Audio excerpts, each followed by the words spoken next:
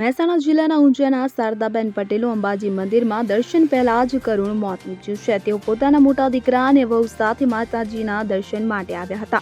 મંદિરના પિત્તળ ગેટના પગથિયા પાસે તેમને અચાનક હૃદય રોગનો હુમલો આવ્યો અને તેઓ ત્યાં જ બેસી ગયા, જેને લઈ પરિવારજનો તાત્કાલિક તેમને મંદિરમાં આવેલા પ્રાથમિક સારવાર કેન્દ્ર લઈ ગયા। ત્યાં CPR અને પ્રાથમિક સારવાર આપવામાં આવી હતી। 108 એમ્બ્યુલન્સ સમયસર ન મળતા મંદિરની રિક્ષામાં તેમને સરકારી હોસ્પિટલ ખસેડવામાં આવ્યા। ફરજ પરના ડોક્ટરે ECG અને CPR આપ્યા છતાં કોઈ સુધારો ન થતા તેમને મૃત જાહેર કરવામાં આવ્યા હતા। શારદાબેન 15 વર્ષ બાદ માતાજીના દર્શન માટે આવ્યા હતા। તેમના બંને દીકરા જોર્જિયા અમેરિકામાં રહે છે। એક દીકરો હાલ અમેરિકામાં છે, જ્યારે બીજો દીકરો તેમની સાથે અંબાજી આવ્યો હતો। ત્યારે અંબાજી મંદિરમાં ગત બપોરે શક્તિ દ્વારથી પિત્તળ ગેટ વચ્ચે પાથરેલી જાજમ હટાવવામાં આવતા એક મહિલા અને એક છોકરી પટકાયા હતા। ત્યારબાદ ફરીથી જાજમ પાથરવામાં આવી હતી।